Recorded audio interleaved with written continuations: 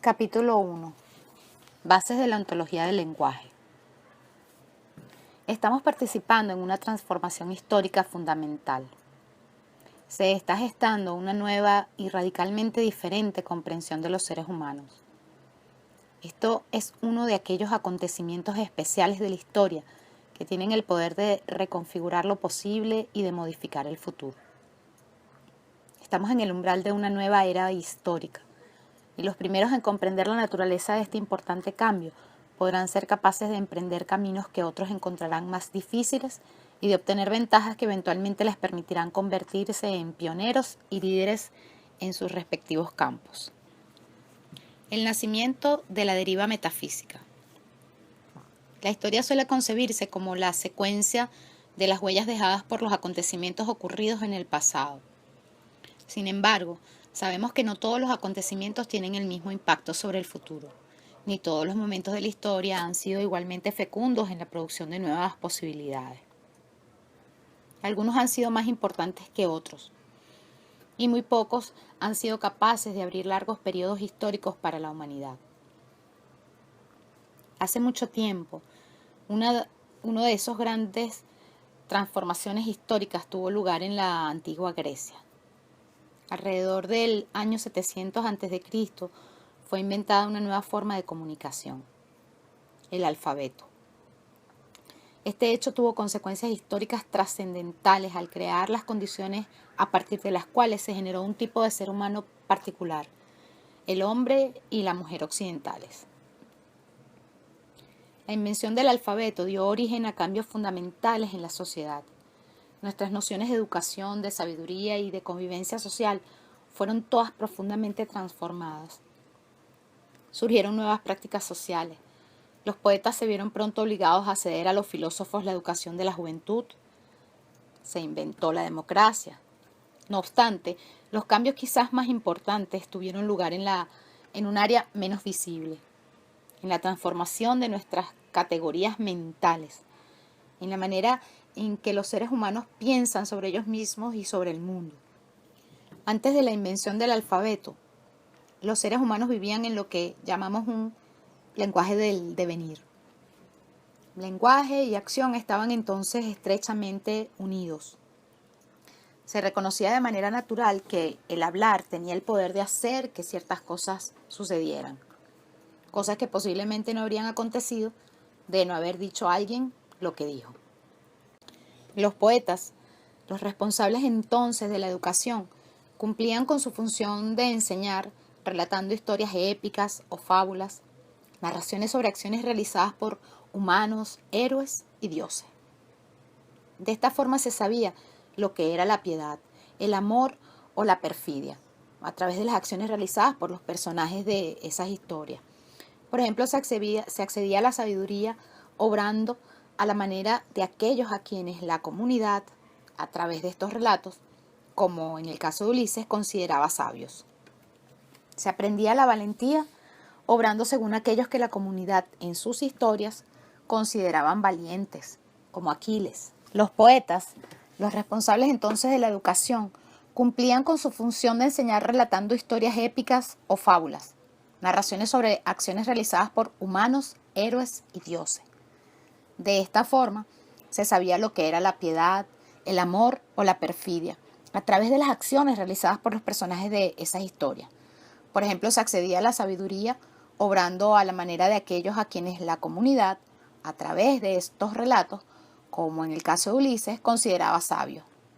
Se aprendía la valentía obrando según aquellos que la comunidad, en sus historias, consideraba valientes, como Aquiles. El alfabeto separó al orador, el lenguaje y la acción. Este fue un cambio de gran envergadura. Una vez que un texto estaba escrito, parecía hablar por sí mismo y para escucharlo el orador dejaba de ser necesario. A la vez, se produjo un desplazamiento de un lenguaje de acción a un lenguaje de ideas. La reflexión comenzó a suplantar el papel que previamente había tenido el relato de acontecimientos. Con el advenimiento del alfabeto, cambió nuestra manera de pensar sobre las cosas. Y entonces pasamos a preguntarnos, ¿qué es la sabiduría? ¿Qué es la valentía? con independencia de las acciones emprendidas por un Ulises o por un Aquiles. Pasamos a hablar de ellas como ideas, no como rasgos propios de las acciones de los sabios y de los valientes. Se hizo posible ahora dejar atrás los relatos épicos. Ya no se necesitaba de la figura de Ulises para hablar de la sabiduría. El relato épico fue progresivamente sustituido por el tratado. La sabiduría dejó de ser la forma como la comunidad caracterizaba las acciones de un personaje particular como Ulises. Ahora se concebía al personaje de Ulises como una ilustración de la idea de sabiduría. Con el interés por la pregunta ¿qué es?, que se manifiesta en las preguntas ¿qué es la sabiduría? ¿O qué es la valentía?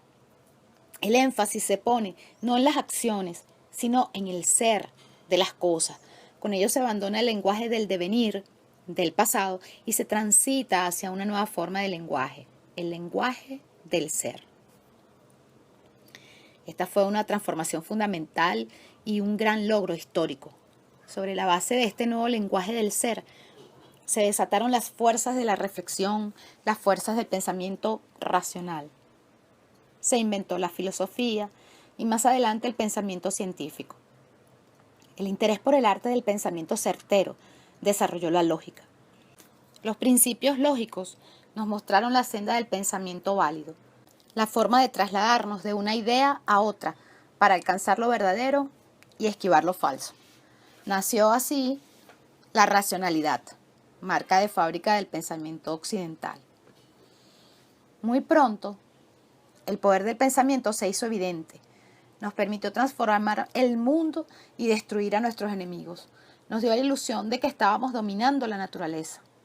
Fue como si, habiendo comido del árbol del conocimiento, nos sintiéramos como dioses. Cegados por nuestro éxito, hicimos de un tipo de acción, el pensar, la reina de todas las acciones, y la separamos de todas las demás, consideradas inferiores. La distinción entre la teoría y la práctica estaba consumada. El pensamiento era, dijimos, único y no podía ser comparado con ninguna otra cosa. Las acciones cotidianas eran tratadas de manera subordinada, particularmente cuando no eran conducidas por el pensamiento. Llegamos incluso a olvidar que el pensamiento mismo es una acción. Uno de los aspectos más importantes de esta revolución histórica fue el hecho de que también cambiamos nuestra comprensión de nosotros mismos, nuestra comprensión de los seres humanos. Un ser humano, postulamos, es un ente racional. La razón, sostuvimos, es lo que nos hace humanos, diferentes de las otras especies. Si queremos conocer a un ser humano, debemos empezar por conocer su mente, el lugar donde se asienta el pensamiento. Ese es el lugar donde reside el alma, lo que nos hace ser como somos. Poseídos por este nuevo lenguaje del ser, comenzamos a preguntarnos por el ser de todo, incluidos nosotros. Desde el momento en que nos alejamos de la perspectiva del devenir y separamos el lenguaje de la acción, cada vez que nos preguntábamos qué es la sabiduría o qué es un ser humano, buscábamos respuestas que nos dijeran lo que era inmutable, lo que era incambiable, cualquiera fuese el objeto de nuestras preguntas. Supusimos que el ser era lo no contingente, lo que eludía el devenir histórico, lo que siempre permanecía igual. Cuando encauzamos esta pregunta sobre el ser hacia nosotros mismos, puesto que habíamos supuesto que nuestra alma era una y la misma durante nuestras vidas, también supusimos que nuestro ser era el lado oculto de nosotros mismos y que no cambiaba. Supusimos que todos éramos dueños de un alma inmutable desde el momento de nuestro nacimiento. Pocos desafíos podrían rivalizar con el que está inscrito en los muros del templo de Apolo en Delfos. Conócete a ti mismo. Desde el instante en que asumimos que éramos de una manera dada e inmutable, lo mejor que podíamos hacer para vivir una vida mejor era empezar a saber cómo éramos, a conocer nuestro ser. Confiados en nuestro éxito, supusimos que la razón no tenía límites, que podíamos empezar a conocerlo todo y a dominar completamente nuestro entorno natural y nuestras relaciones con los demás a través de la razón. Era solo un asunto de tiempo. El progreso lineal del pensamiento racional, por sí mismo una expresión del predominio de la línea en el lenguaje escrito, se convirtió en nuestra medida para adoptar, conforme fue pasando el tiempo, una comprensión lineal del tiempo mismo. No tardamos mucho en suponer que podíamos explicar cualquier cosa. La razón era la clave para asir el ser de las cosas. Asumimos que las cosas son lo que son, de acuerdo a su ser. También llegamos a postular, como bien lo hizo notar Isaiah Berlin, que para todas las preguntas genuinas existe una y solo una respuesta verdadera, y que estas respuestas son en principio accesibles solo mediante el pensamiento racional. Asumimos, por lo tanto, que los seres humanos eran capaces de conocer, mediante la razón, el verdadero ser de todo lo que les rodeaba. El énfasis puesto en el ser de las cosas nos condujo a minimizar el papel jugado por el lenguaje. Nos vimos a nosotros mismos como seres racionales, dotados de un alma inmutable, rodeados de una amplia gama de entidades cuyos seres podíamos descifrar y eventualmente controlar a través del poder de la razón. El lenguaje jugaba un papel pequeño o nulo en la constitución de nosotros mismos y del mundo. Solo nos permitía describir cómo son las cosas, su ser. Supusimos, por lo tanto, que el ser precedía al lenguaje.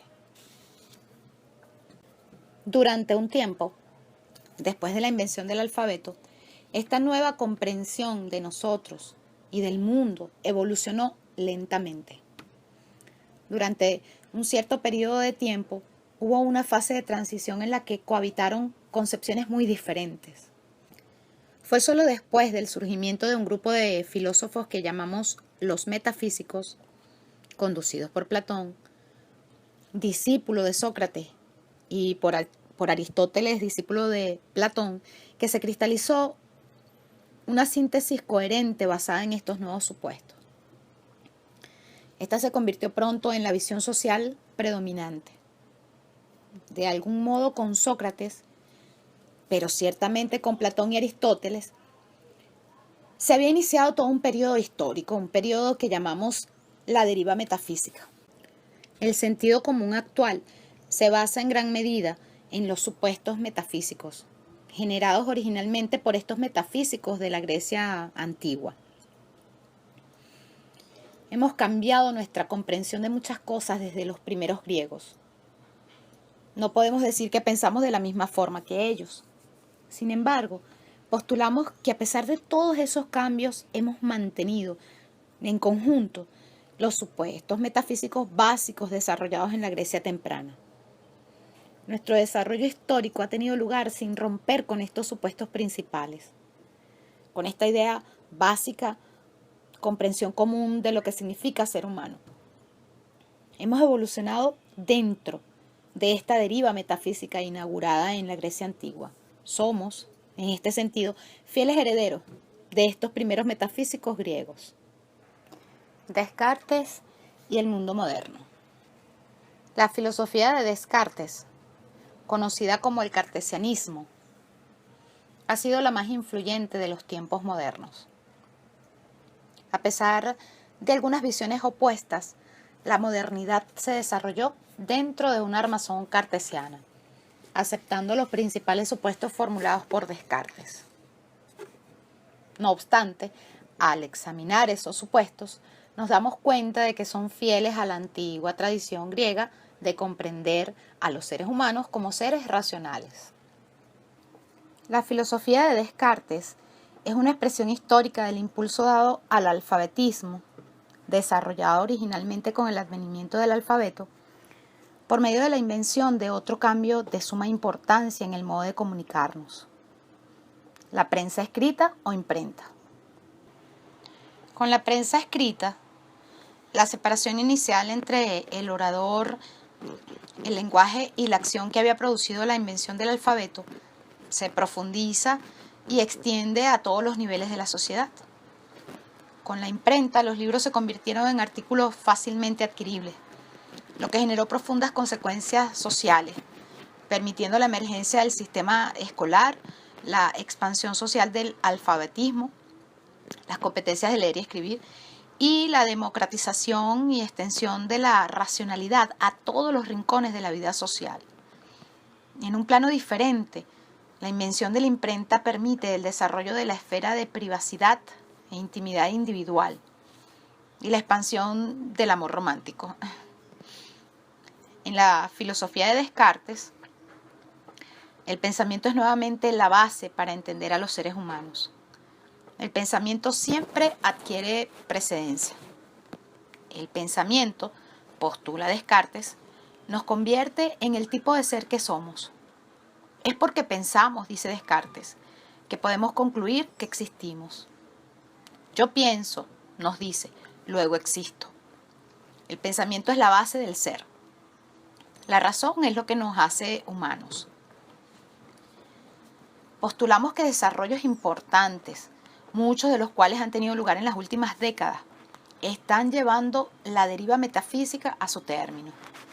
Está emergiendo una comprensión radicalmente nueva de los seres humanos. Llamamos a esta nueva comprensión de los seres humanos la ontología del lenguaje. Un nuevo panorama histórico. Estamos enfrentando nuevamente una revolución de importancia capital en la forma de comunicarnos con los demás. Hace mucho tiempo, en la antigua Grecia, debido a la invención del alfabeto, surgió un nuevo modo de comunicación basado en la capacidad de leer y escribir. Algo similar ha ocurrido en las últimas décadas. Hemos estado enfrentando una transformación de la mayor importancia en nuestro modo de comunicación, como resultado de importantes innovaciones tecnológicas y de la emergencia del lenguaje electrónico. La irrupción del lenguaje electrónico comprende un proceso que contiene una profusión de medios de comunicación, que incluye a los antiguos telégrafo y gramófono, el teléfono, el télex, la radio, la televisión, el cine, el aparato de vídeo y el VCR, la fotocopiadora y el fax, junto con las innovaciones en el hardware y el software de las computadoras. Hoy en día observamos cómo estos distintos medios de comunicación confluyen y se integran unos con otros en distintas configuraciones de multimedia. Como resultado del lenguaje electrónico, el mundo ha cambiado, convirtiéndose en la aldea global de la que habló Marshall McLuhan hace ya más de 30 años. La distancia, que siempre fue un factor relevante en la forma en que los seres humanos organizaban sus vidas, es cada vez más irrelevante. Este nuevo lenguaje ya ha cambiado y seguirá cambiando la forma en la que convivimos. Por otra parte, ha ganado la forma en que ocurre el cambio en la vida humana. Hoy en día, el cambio se ha convertido en un aspecto permanente de la vida. Nada permanece igual por demasiado tiempo.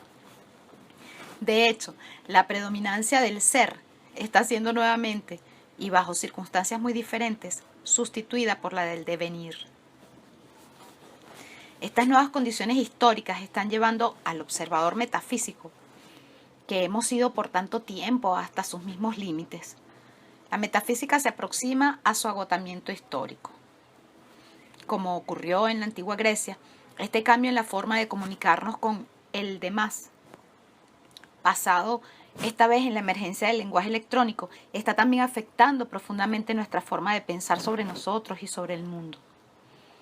La fortaleza metafísica también ha sido sacudida por dentro, a través de la emergencia de nuevas concepciones, nuevos pensamientos, nuevas teorías. Han ocurrido importantes desarrollos conceptuales en campos tan diversos como la filosofía, las ciencias biológicas, las lingüísticas y las llamadas ciencias humanas. De un modo u otro, estos desarrollos desafían los viejos postulados que constituyen el núcleo del programa metafísico. En el campo de la filosofía, consideramos que existen tres desarrollos mayores que desafían el programa metafísico. El primero, y quizás el más importante, es la filosofía de Friedrich Nietzsche. Nietzsche nos ha entregado la más fuerte crítica a la comprensión del alma humana. Fue el primer filósofo en situarse fuera del marco metafísico y en cuestionar seriamente sus supuestos básicos.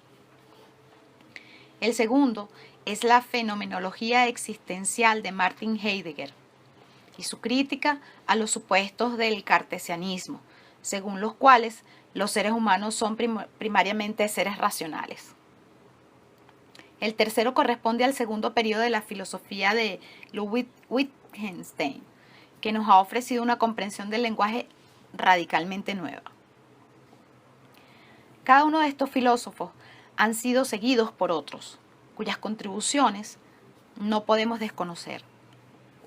Pero los mencionados han sido los que abrieron las puertas que otros cruzarían. Basada en estas nuevas contribuciones, la filosofía entera se ha trastornado enormemente durante este siglo. Este proceso ha sido llamado el giro lingüístico, pues el lenguaje pareciera haber tomado el lugar de privilegio que por siglos ocupara la razón. En el campo de las ciencias biológicas también han tenido lugar importantes desarrollos. Hemos visto, por ejemplo, cómo a nivel de la biología teórica se ha postulado que el rasgo básico que distingue a la especie humana de otras es el lenguaje humano. Este postulado fue establecido por Ernst Mayr a principios de los años 60. Sin embargo, es por sobre todo en el área que ha evolucionado desde el pensamiento sistémico, donde la relación entre los seres humanos y el lenguaje ha sido explorada aún más profundamente. En este dominio cabe destacar la valiosa contribución del biólogo chileno Humberto Maturana. Finalmente, cabe mencionar también los importantes logros en el campo de la psicología sistémica, la antropología, la sociología y la lingüística. En cada una de esas disciplinas, el hilo conductor ha sido el reconocimiento de la importancia del lenguaje en la comprensión de la vida humana. La ontología del lenguaje intenta reunir todos estos desarrollos diferentes y a menudo aparentemente contradictorios en una unidad y una síntesis coherentes. Apunta hacia la creación de una base desde la cual podamos observar los fenómenos humanos a partir de una perspectiva no metafísica. ¿Qué entendemos por ontología? Tomamos prestado el término ontología de una tradición muy específica y le otorgamos un sentido particular. Es muy importante que comprendamos esto para evitar usar el término en un sentido metafísico. Para los antiguos griegos, que acuñaron el término ontología, esta significaba nuestra comprensión general del ser en tanto tal. La ontología griega estaba, en consecuencia, enmarcada dentro del programa metafísico. Por lo tanto, si tomamos el término ontología en su antiguo sentido clásico, nos encontramos atrapados en la antigua metafísica de la que precisamente queremos alejarnos y con la cual procuramos romper. Nuestro uso del término ontología arranca en el doble sentido de que emana y se aparta de la tradición inaugurada por el filósofo alemán Martin Heidegger. Para Heidegger, la ontología se relaciona con su investigación acerca de lo que llamaba el Dasein, que podemos sintetizar como el modo particular de ser como somos los seres humanos. En este sentido, la ontología hace referencia a nuestra comprensión genérica, nuestra interpretación de lo que significa ser humano. Cuando decimos de algo que es ontológico, hacemos referencia a nuestra interpretación de las dimensiones constituyentes que todos compartimos en tanto seres humanos y que nos confieren una particular forma de ser.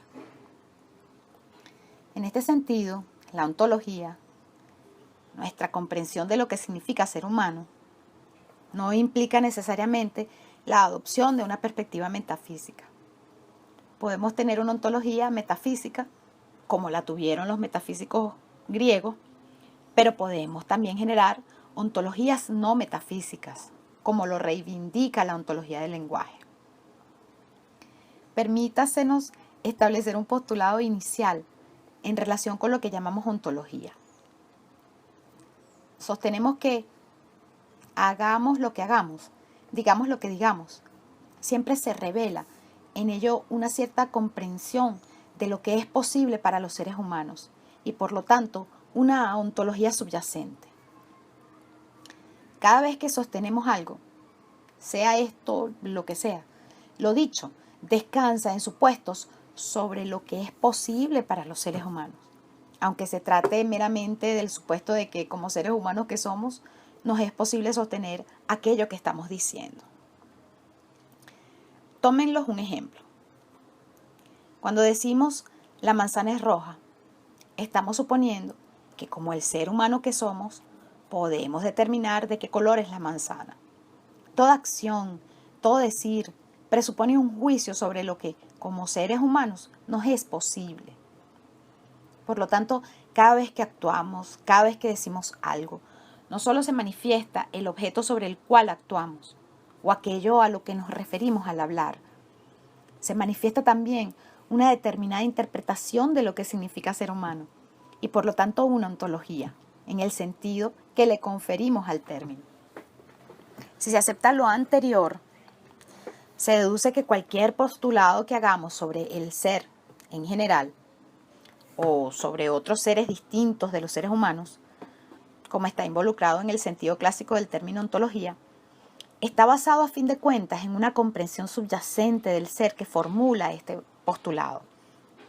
Consecuentemente, la ontología tal como la hemos definido, en cuanto a comprensión de lo que significa ser humano, sienta las bases para la antigua noción de la ontología como comprensión general del ser.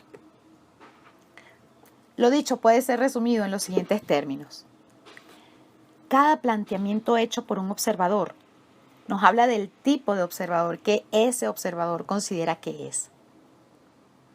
Este es un principio fundamental en nuestro acercamiento al tema. Podemos no darnos cuenta de que al hablar o al actuar estamos revelando estos supuestos ontológicos subyacentes, pero lo hacemos, a pesar de todo. Una vez que comprendemos lo anterior, nos percatamos de que para hacer cualquier planteamiento, hacemos implícitamente un planteamiento sobre cómo somos en tantos seres humanos. Nuestra comprensión de lo que significa ser humano es la piedra angular de todo lo que hacemos. Ello nos permite reiterar, por lo tanto, que una ontología, en cuanto a interpretación de lo que significa ser humano, precede a cualquier otro postulado sobre cómo podrían ser otras cosas. Es la interpretación primaria, aunque se trate de una interpretación implícita, a partir de la cual se hacen otras interpretaciones. Este mismo principio es una versión modificada.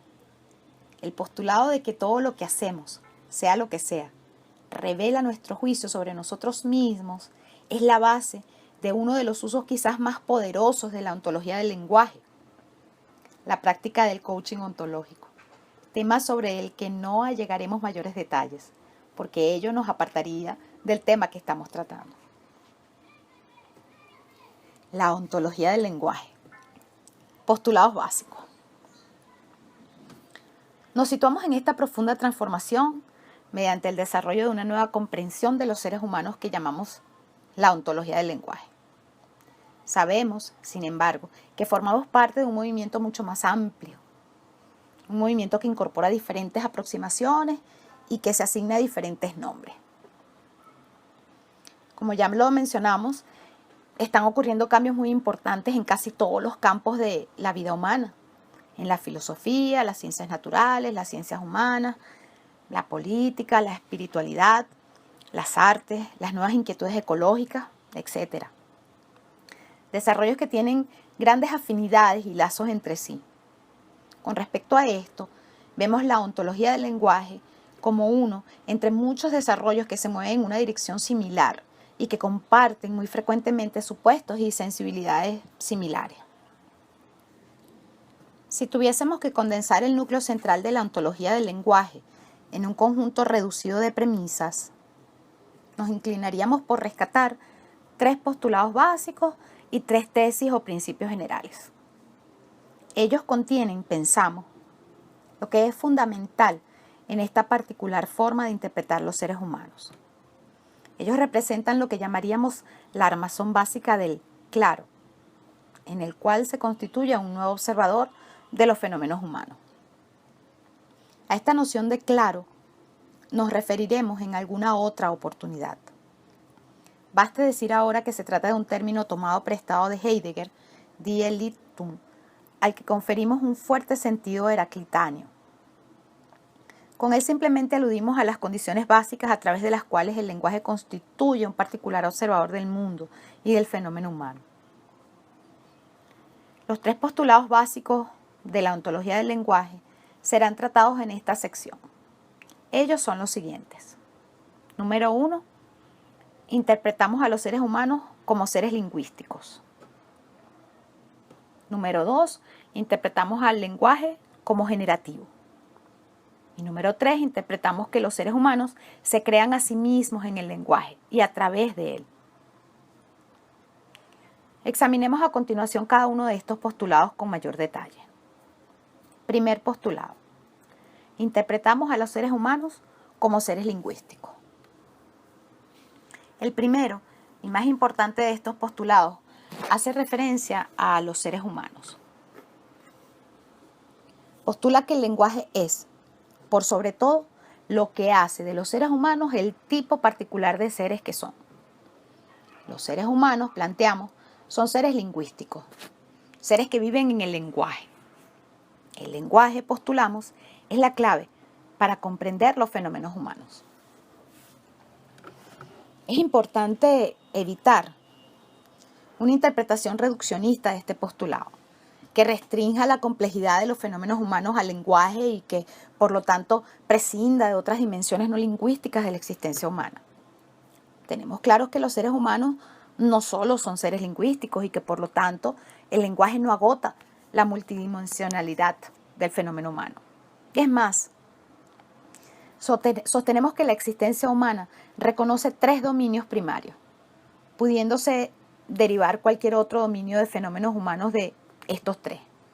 Sin entrar a desarrollar este tema en esta ocasión, es importante identificar estos 3 dominios primarios.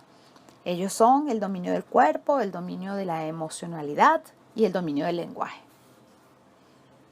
Cada uno de estos dominios abarca fenómenos diferentes que no permiten su reducción a otro, sin sacrificar con ello la especificidad de los fenómenos a que cada uno da lugar. La autonomía de estos 3 dominios primarios no impide estrechas relaciones de coherencia entre ellos. Ello implica que los fenómenos que tienen lugar, por ejemplo, en el dominio emocional, verbigracia emociones, son coherentes con los que podremos detectar a nivel del cuerpo, verbigracia posturas, y del lenguaje, lo que se dice o se escucha. Estas relaciones de coherencia habilitan la posibilidad de efectuar reconstrucciones de los fenómenos propios de cada dominio a través de cualquiera de los otros 2. Si reconocemos 3 dominios primarios, de los cuales el lenguaje es solo uno, ¿por qué entonces postulamos la prioridad del lenguaje? ¿Por qué sostenemos que lo que nos hace ser como somos en cuanto seres humanos es el lenguaje? Por cuanto es precisamente a través del lenguaje que conferimos sentido a nuestra existencia. Y es también desde el lenguaje que nos es posible reconocer la importancia de dominios existenciales no lingüísticos. Incluso cuando apuntamos a los dominios del cuerpo, la emocionalidad, los 2 dominios primarios no lingüísticos, no podemos sino hacerlo desde el lenguaje. Incluso cuando apuntamos a los dominios del cuerpo, la emocionalidad, los 2 dominios primarios no lingüísticos, no podemos sino hacerlo desde el lenguaje, forma de conferir sentido. Toda forma de comprensión o de entendimiento pertenece al dominio del lenguaje. No hay un lugar fuera del lenguaje desde el cual podamos observar nuestra existencia. Es precisamente a través del mecanismo de la reconstrucción lingüística, mencionado arriba, como logramos acceso a los fenómenos no lingüísticos. La experiencia humana, lo que para los seres humanos representa la experiencia de existencia, se realiza desde el lenguaje. El lenguaje representa para los seres humanos, en el decir de Nietzsche, una prisión de la cual no pueden escapar. O en el decir de Heidegger, la morada de su ser. Los seres humanos habitan en el lenguaje. Segundo postulado. Interpretamos al lenguaje como generativo. Las consecuencias del postulado anterior, en el sentido de que somos seres lingüísticos, solo pueden ser plenamente extraídas en la medida en que seamos capaces de modificar radicalmente nuestra concepción tradicional del lenguaje. Por siglos, hemos considerado el lenguaje como un instrumento que nos permite describir lo que percibimos, el mundo exterior, o expresar lo que pensamos o sentimos, nuestro mundo interior. Esta concepción hacía del lenguaje una capacidad fundamentalmente pasiva o descriptiva. El lenguaje, se suponía, nos permitía hablar sobre las cosas. La realidad, se asumía, antecedía al lenguaje y éste se limitaba a dar cuenta de ella. En alguna parte hemos llamado a esta una concepción contable del lenguaje. Nuestro segundo postulado se hace cargo precisamente de cuestionar la concepción tradicional del lenguaje. Apoyado en los avances registrados durante las últimas décadas en el campo de la filosofía del lenguaje, este postulado reconoce que el lenguaje no solo nos permite hablar sobre las cosas, el lenguaje hace que sucedan cosas. Este segundo postulado abandona la noción que reduce el lenguaje a un papel pasivo o descriptivo. Sostiene que el lenguaje es generativo. El lenguaje, por lo tanto, no solo nos permite describir la realidad, el lenguaje crea realidades. La realidad no siempre precede al lenguaje, este también precede a la realidad. El lenguaje, postulamos, genera ser. Tendremos oportunidad de volver sobre este punto. Es importante advertir, sin embargo, que no estamos diciendo que todo lo que existe solo existe en el lenguaje. No estamos negando la existencia de una así llamada realidad externa, independiente del lenguaje. Pero de tal realidad externa, en cuanto externa e independiente del lenguaje, no podemos hablar. Todo de lo que hablamos se encuentra por definición dentro del dominio del lenguaje. ¿Cómo podríamos hablar sobre lo que es externo a nosotros sin negar con ello esta misma externalidad? Tal como lo hemos sostenido anteriormente, la forma en que una realidad externa, cuya existencia, insistimos, no podemos negar, existe para nosotros, sigue siendo lingüística. Una vez que algo se convierte en parte de nuestras vidas, una vez que la realidad externa existe para nosotros, dejó de ser externa y la forma en que existe para nosotros es en el lenguaje. Por lo tanto, repitamos, no estamos diciendo que el lenguaje genera todo lo que existe. Esto haría del silencio y la nada lo mismo. Y obviamente no lo son. No podemos sostener que aquello de lo que no hablamos no existe. Al postular que el lenguaje es generativo, estamos sosteniendo que el lenguaje es acción. Tal como lo afirmáramos anteriormente, sostenemos que a través del lenguaje no solo hablamos de las cosas, sino que alteramos el curso espontáneo de los acontecimientos. Hacemos que cosas ocurran. Por ejemplo, al proponerle algo a alguien o al decirle sí, no o basta a alguien, intervenimos en el curso de los acontecimientos. Basta pensar en las infinitas oportunidades en las que una persona, un grupo, un país cambiaron de dirección y alteraron su historia porque alguien dijo lo que dijo. De la misma manera, reconocemos que la historia, individual o colectiva, hubiese podido ser tan diferente de lo que fue si alguien hubiese callado, si no hubiese dicho lo que dijo. El lenguaje, planteamos, no es una herramienta pasiva que nos permite describir cómo son las cosas. El lenguaje es activo. Por medio de él, participamos en el proceso continuo del devenir.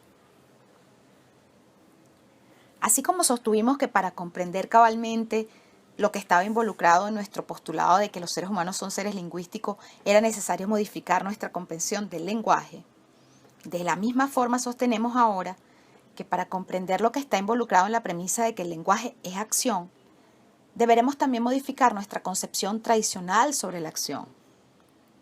Esta tarea, sin embargo, la emprenderemos más adelante. Es importante, sin embargo, reconocer que en su núcleo básico, la ontología del lenguaje descansa en una modificación del significado de 3 términos: seres humanos, lenguaje y acción. Al sostener que el lenguaje es acción, estamos señalando que el lenguaje crea realidades. Vemos esto de muchas maneras. Al decir lo que decimos, al decirlo de un modo y no de otro, o no diciendo cosa alguna, abrimos o cerramos posibilidades para nosotros mismos y muchas veces para otros. Cuando hablamos, modelamos el futuro, el nuestro y el de los demás. A partir de lo que dijimos o se nos dijo, a partir de lo que callamos, a partir de lo que escuchamos o no escuchamos de otros, nuestra realidad futura se moldea en un sentido o en otro. Pero además de intervenir en la creación del futuro, los seres humanos modelamos nuestra identidad y el mundo en que vivimos a través del lenguaje. La forma como operamos en el lenguaje es el factor quizás más importante para definir la forma como seremos vistos por los demás y por nosotros mismos. Descubriremos pronto cómo la identidad personal, la nuestra y la de los demás, es un fenómeno estrictamente lingüístico, una construcción lingüística. Lo mismo sucede con el mundo en que vivimos, poblado de entidades, relaciones, acciones y eventos. Nuestro mundo se constituye en el lenguaje. Distintos mundos emergen según el tipo de distinciones lingüísticas que seamos capaces de realizar, la manera como las relacionamos entre sí y de acuerdo al tipo de juegos de lenguaje con los que operemos en él. El reconocimiento del postulado anterior nos lleva directamente al tercer postulado. Este se presenta como conclusión natural de lo dicho hasta ahora. Tercer postulado. Interpretamos que los seres humanos se crean a sí mismos en el lenguaje y a través de él. Una vez unidos estos primeros postulados, emerge una nueva comprensión de los seres humanos. Desde nuestra tradición se asume normalmente que cada individuo nace dotado de una particular forma de ser, que cada uno, en consecuencia, posee una manera de ser permanente, fija o inmutable, muchas veces llamada el alma. La vida, desde esta perspectiva, es un espacio en el cual esta forma de ser, de la que presumiblemente estaríamos dotados desde el nacimiento, se revela y despliega. La vida, por lo tanto, nos permite descubrir cómo somos realmente. La ontología del lenguaje asume una posición radicalmente diferente. Ella sostiene que la vida es, por el contrario, el espacio en el que los individuos se inventan a sí mismos. Como nos dice Nietzsche, en el ser humano la criatura y el creador se unen. Sujetos a condicionamientos biológicos y naturales, históricos y sociales, los individuos nacen dotados de la posibilidad de participar activamente en el diseño de su propia forma de ser. El ser humano no es una forma de ser determinada ni permanente. Es un espacio de posibilidad hacia su propia creación. Y aquello que lo posibilita es precisamente la capacidad generativa del lenguaje. A partir de las bases de condicionamiento mencionadas, los individuos tienen la capacidad de crearse a sí mismos a través del lenguaje. Nadie es de una forma de ser determinada, dada e inmutable, que no permita infinitas modificaciones. Es una interpretación que nos permite conferirnos sentido como seres humanos de una manera poderosa. Sobre todo, esta interpretación nos permite ganar dominio sobre nuestras propias vidas, al jugar un papel activo en el diseño del tipo de ser en el que quisiéramos convertirnos. Esta es la promesa que nos formula la ontología del lenguaje para el futuro. Lo que merece a estas alturas ser destacado, sin embargo, ya que es una fuente frecuente de malos entendidos, es que el lenguaje no es, como se ha visto, el foco ni la preocupación principal de la ontología del lenguaje. Su interés principal son los seres humanos.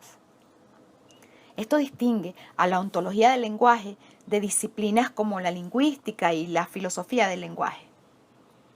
Aunque haya sido fuertemente influenciada por ambas, la ontología del lenguaje tiene un objeto de estudio diferente. La lingüística y la filosofía del lenguaje tienen al lenguaje como preocupación principal. El foco de atención de la ontología del lenguaje son los seres humanos. Una comprensión no metafísica de los seres humanos. Los seres humanos, reiteramos, no tienen un ser dado, fijo, inmutable. Ser humano es estar en un proceso permanente de devenir, de inventarnos y reinventarnos dentro de una deriva histórica. No existe algo así como una naturaleza humana predeterminada. No sabemos lo que somos capaces de ser. No sabemos en lo que podemos transformarnos. Como escribiera Shakespeare, sabemos lo que somos, pero no sabemos lo que podríamos ser. Nuestro ser es indeterminado, es un espacio abierto apuntando hacia el futuro. Una comprensión ontológica de nosotros mismos nunca puede darnos una respuesta concreta y determinada a la pregunta de lo que significa ser humano. Nuestro ser es un campo abierto al diseño. Lo que una aproximación ontológica puede entregarnos son solo algunas distinciones generales que sirven como parámetros para definir una estructura básica de posibilidades en este proceso abierto del devenir. No puede proveer ni más ni menos que eso. Esta estructura general de posibilidades que compartimos todos en tantos seres humanos es lo que Martin Heidegger llamó el Dasein, el ser en el mundo que somos. Ontología es la indagación en el Dasein. La filosofía de Heidegger nos proveyó de un importante punto de partida. Sin embargo, fue solo tardíamente en su desarrollo intelectual cuando la mayor parte de su trabajo ontológico ya estaba hecho, que Heidegger se abrió al reconocimiento de que para entender lo que significa ser humano debemos recurrir al lenguaje. Los seres humanos, reconoció Heidegger, habitan en el lenguaje. Los seres humanos se inventan a sí mismos en el lenguaje. Somos una construcción lingüística que, vista desde una óptica metafísica, pareciera oscilar entre la realidad y la ficción. Una especie de burbuja lingüística. Quizá los dos filósofos más importantes que han visto de esta manera el alma humana hayan sido Heráclito y Nietzsche. Heráclito vivió en la Grecia antigua mucho antes de la emergencia de los metafísicos. Cuando leemos a Platón y Aristóteles, nos damos cuenta de que tenían como su principal oponente a Heráclito. La metafísica, de alguna manera, fue un intento por probar que Heráclito estaba errado. Si queremos superarla, puede que sea hora de volver a sus enseñanzas. Nietzsche ha sido considerado por mucho tiempo una especie de paria filosófico, un proscrito, un pensador sacrílego, un iconoclasta. Muy poca gente entendió realmente lo que estaba diciendo. A muchos les pareció que Nietzsche se contradecía muy a menudo. Llegó a la filosofía a través de la filología, una disciplina que se interesa por el lenguaje y, en su caso, por el estudio de las lenguas y la literatura de los antiguos griegos y romanos. Esto le permitió contactarse muy tempranamente con el trabajo de los presocráticos, los filósofos que vivieron antes de Sócrates, Platón y Aristóteles. Una vez que Nietzsche tomó contacto con el pensamiento de Heráclito, comprendió que en él estaba presente una perspectiva totalmente diferente de la que ofrecía el programa metafísico. declaró Heráclito, su mentor. Tanto Heráclito como Nietzsche entendieron que para comprender a los seres humanos no podemos concentrarnos solo en su ser, sino que también debemos mirar hacia lo que no son, hacia el espacio en el que se trascienden las formas actuales de ser y se participa del proceso del devenir. En este proceso del devenir se requiere dar cabida tanto al ser como al no ser. A este ciclo que reúne el ser y la nada, esta eterna recurrencia del uno y del otro. Ser humano, según Nietzsche, puede ser visto como un proceso en el que estamos permanentemente huyendo de la nada, mientras que al mismo tiempo somos impulsados hacia ella, hacia el sinsentido de nuestras vidas, e inducidos a la necesidad de regenerarnos constantemente un sentido. Estamos, como dijo Heráclito, en un proceso de flujo constante, nunca permaneciendo iguales, cambiando continuamente, como lo hace un río. Y como un río, no podemos comprender cómo somos si solo nos concentramos en nuestro lado del ser. Un río siempre envuelve esta tensión entre lo lleno y lo vacío, entre el ser y el no ser. Si solo nos fijamos en lo lleno, ya no tenemos un río, sino que un lago, un estanque o incluso un pantano. Si solo nos fijamos en lo vacío, también dejamos de tener un río. Tenemos ahora un canal seco, sin movimiento, sin vida propia. Ser, verdad y poder. El papel del observador. Es importante hacer un alcance sobre la forma utilizada para presentar nuestros tres postulados básicos. Teníamos dos maneras distintas de presentarlos. Podríamos haber dicho, por ejemplo, que nuestro primer postulado es que los seres humanos son seres lingüísticos. Hemos escogido, sin embargo, no hacerlo así. Si lo hubiésemos dicho de esa manera, habríamos asumido sin decirlo que los seres humanos podemos postular cómo son los seres humanos. Habríamos, por lo tanto, asumido que podemos dar cuenta y acceder al ser de las cosas, en este caso los seres humanos.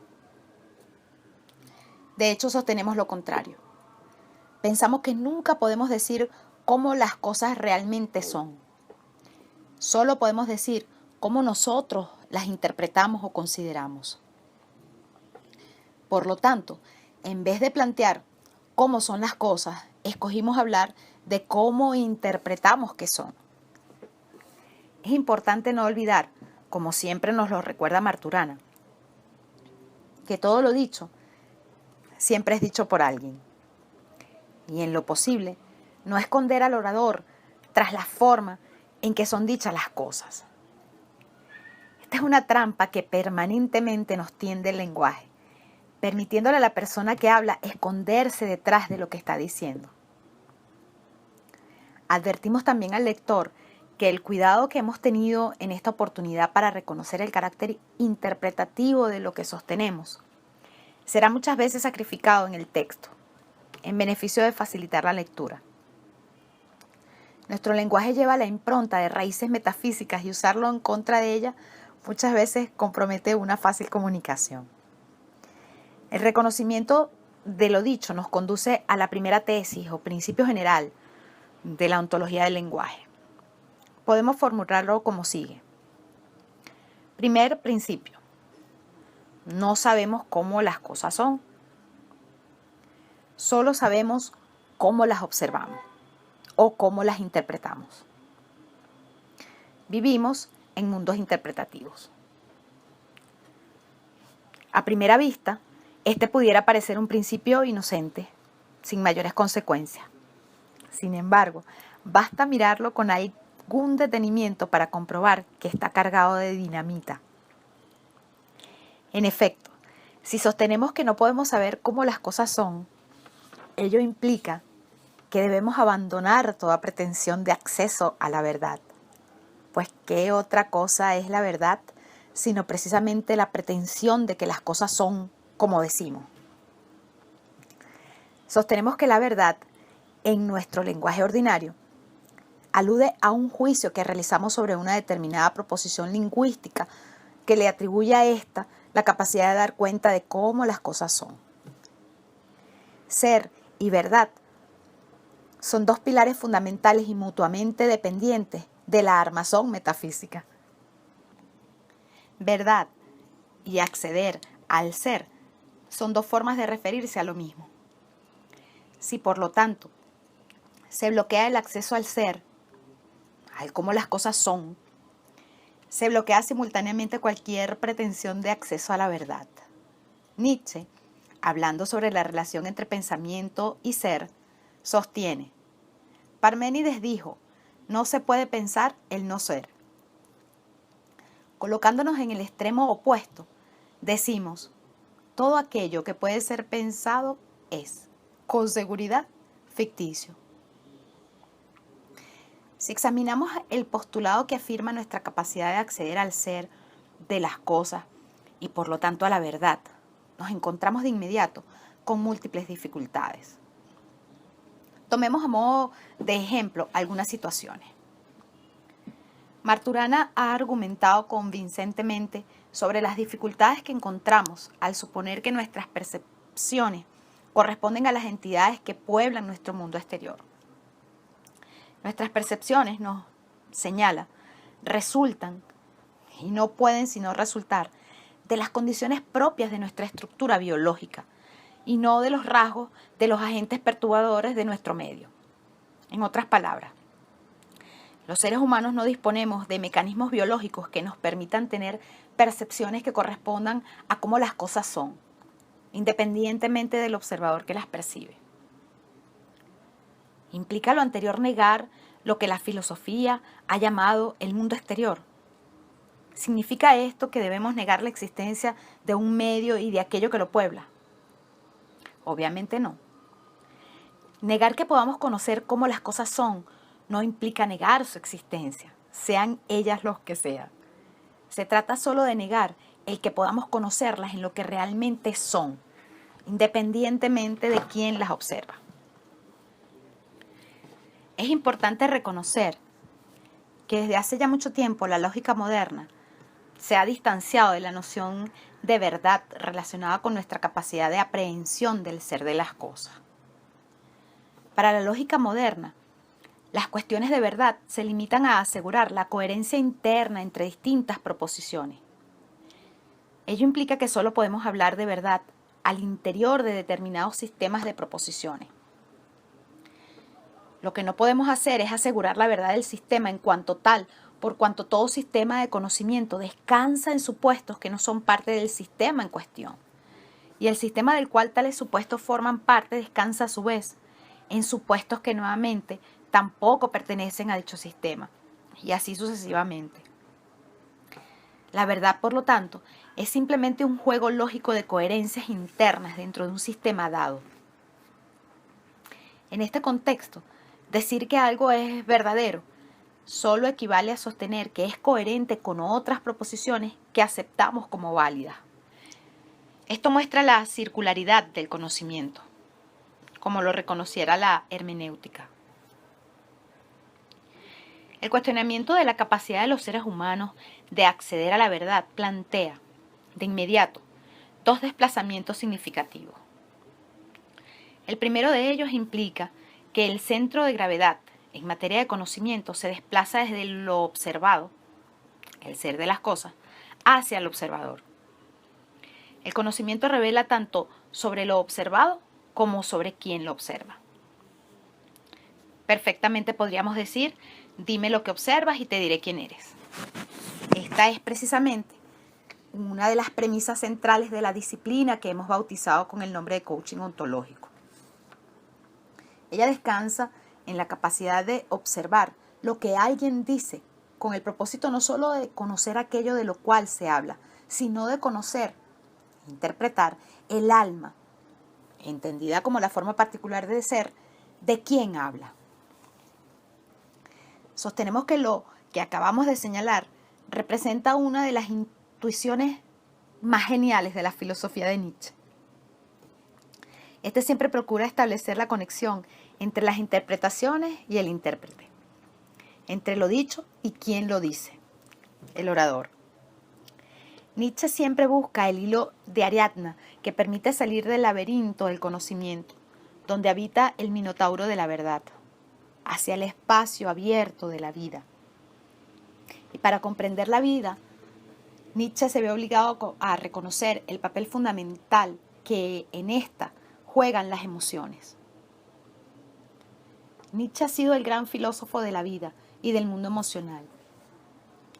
No en vano, se ha detenido a examinar las consecuencias que resultan del miedo de los seres humanos a la experiencia de la nada, el nihilismo, y el papel central que en nuestra historia, en nuestras interpretaciones y prácticas, le ha cabido al resentimiento.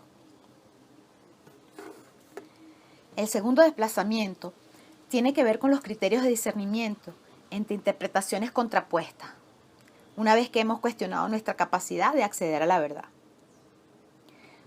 Un primer aspecto que reconocer en esta dirección es que si aceptamos el postulado según el cual no podemos saber cómo son las cosas, ello significa que no podemos sostener que esto mismo que postulamos pueda ser considerado como verdad. Ello equivaldría obviamente a comenzar contradiciendo y por lo tanto invalidando el propio postulado que estamos haciendo. Por desgracia no hay recurso dialéctico que pueda resolvernos esta contradicción. Cabe entonces preguntarse, si no podemos sustentar que este postulado es verdadero, ¿qué sentido tiene hacerlo? Esta pregunta está estrechamente relacionada con otra. Si, como decimos, no podemos postular la verdad, ¿significa que todo lo que digamos o sustentemos da lo mismo? ¿Significa acaso que todo está igualmente permitido? ¿Significa que cualquier proposición, cualquier interpretación es equivalente a cualquier otra? En otras palabras, ¿es la verdad el único criterio de que disponemos para discernir entre proposiciones o interpretaciones diferentes? ¿Es la verdad el único juego disponible? O, dicho incluso de otra forma, ¿cuál es el precio que debemos pagar si optamos por sacrificar el supuesto de que los seres humanos somos capaces de acceder a la verdad? ¿Qué perdemos? ¿Qué se gana? De hecho, aunque estas últimas puedan parecernos preguntas prosaicas o utilitarias, son aquellas con las que nos sentimos más cómodos. Ello porque sitúan el problema en el terreno mismo en que tales preguntas requieren, desde nuestra perspectiva, ser contestadas, el terreno de la pragmática. Sostenemos que al sacrificar el criterio de la verdad, no quedamos desprovistos de otros criterios de discernimiento para discriminar entre distintas interpretaciones. En una frase, no toda interpretación es igual a cualquier otra. Lo que permite discernir entre diferentes interpretaciones es el juicio que podamos efectuar sobre el poder de cada una de ellas. El tema del poder es uno de los grandes temas de la ontología del lenguaje, como también lo fuera de la filosofía de Nietzsche. Debemos advertir, sin embargo, que para entender adecuadamente la cuestión del poder, será necesario efectuar algunos desarrollos que todavía no hemos realizado. Ello no obsta, sin embargo, para que podamos apuntar hacia aquello que está involucrado cuando hablamos de poder. El lenguaje, sostenemos, no es inocente. Toda proposición, toda interpretación, abre y cierra determinadas posibilidades en la vida. Habilita o inhibe determinados cursos de acción. A esto nos referimos cuando hablamos del poder de distintas interpretaciones, a su capacidad de abrir o cerrar posibilidades de acción en la vida de los seres humanos. Este es el criterio más importante que podemos utilizar para optar por una u otra interpretación. Cuando cuestionamos nuestra capacidad de acceder a la verdad, una objeción espontánea que encontramos consiste en señalar a la ciencia como una refutación evidente de lo que sostenemos. No podemos desmentir el hecho de que efectivamente estamos habituados a considerar que lo que hace la ciencia es justamente revelar cómo las cosas son. su poder pareciera residir en ello.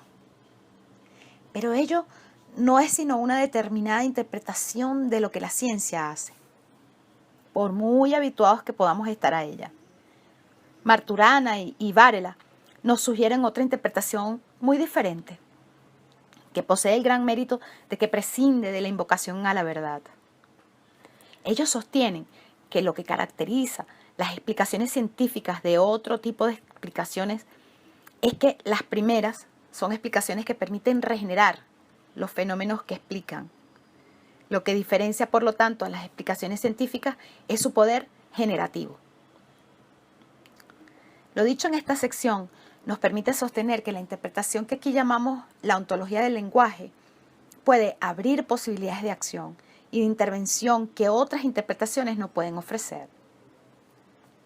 Considerando a los seres humanos como seres lingüísticos y a partir de las sucesivas reinterpretaciones que hacemos a partir de este primer postulado, reivindicamos que abrimos posibilidades de intervención en la vida que están cerradas en otras interpretaciones.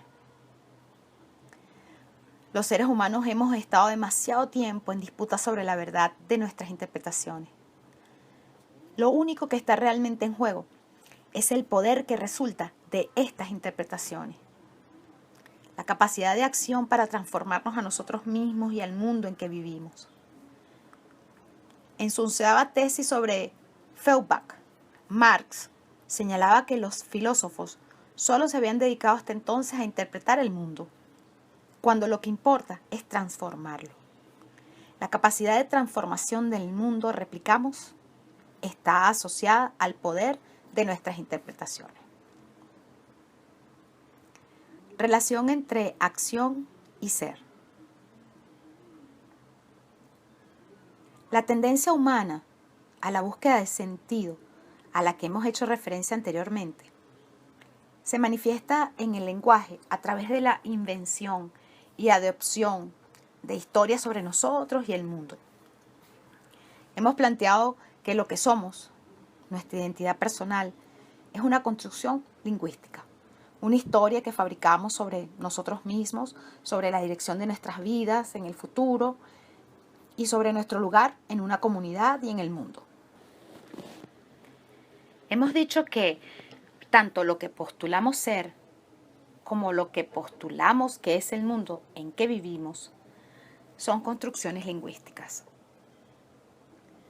Al revisar los postulados aquí planteados, en función de una visión del lenguaje como acción y por lo tanto como generador de realidad y de ser, podemos ahora establecer una importante tesis sobre los seres humanos. La llamaremos el segundo principio de la ontología del lenguaje. Segundo principio. No solo actuamos de acuerdo a cómo somos, y lo hacemos. También somos de acuerdo a cómo actuamos. La acción genera ser. Uno deviene de acuerdo a lo que hace.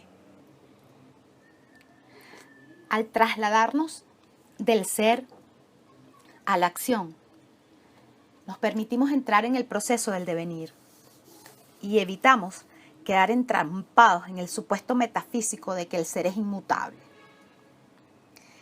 El ser es solo un momento en el proceso del devenir y solo una cara de este mismo proceso. La otra cara es ese polo de tensión que enfrenta al ser con su disolución y con las posibilidades de transformación. Es lo que llamaremos la nada. Sostenemos que no nos es posible deshacernos de la noción de ser y que una interpretación no metafísica sobre los seres humanos se ve obligada a vivir con esta noción y solo le cabe, para socavar su peso metafísico, habilitar un procedimiento para reconocer la precariedad de toda forma de ser y sus capacidades de disolución y de transformación. La noción de la nada permite precisamente crear este procedimiento que coloca a la noción de ser en tensión y desde la cual emerge la prioridad del proceso del devenir. Dentro del ciclo del devenir, el ser y la nada son dos caras que mutuamente se complementan. El programa metafísico privilegia una relación que va del ser a la acción. Tras cada acción, supone que siempre hay un ser, un sujeto, que se revela mediante la acción realizada. Nuestras acciones revelan nuestra forma de ser. No cuestionamos esto. Comprendemos la importancia de observar las acciones humanas para comprender cómo son los humanos. Este es uno de los principios básicos del coaching ontológico y dentro del cual nos es posible efectuar lo que llamamos una interpretación ontológica. Al observar la forma en que un individuo actúa, y no olvidemos que el lenguaje es acción, el coaching ontológico puede interpretar la forma de ser de tal persona. Pero al mismo tiempo postulamos que esto es solo un lado de la ecuación. Nuestras acciones no solo revelan cómo somos, también nos permiten transformarnos, ser diferentes, devenir. Este es un segundo principio del coaching ontológico y nos capacita para realizar lo que llamamos intervención ontológica. Al hacer posible que una persona actúe de un modo determinado, y nuevamente no olvidemos que el lenguaje es acción, el coaching ontológico le permite moverse en una determinada dirección y dejar atrás sus antiguas formas de ser. La acción, por lo tanto, no es solo la manifestación de un determinado ser que se despliega en el mundo. Es también la posibilidad de que ese mismo ser se trascienda a sí mismo y devenga en un ser diferente.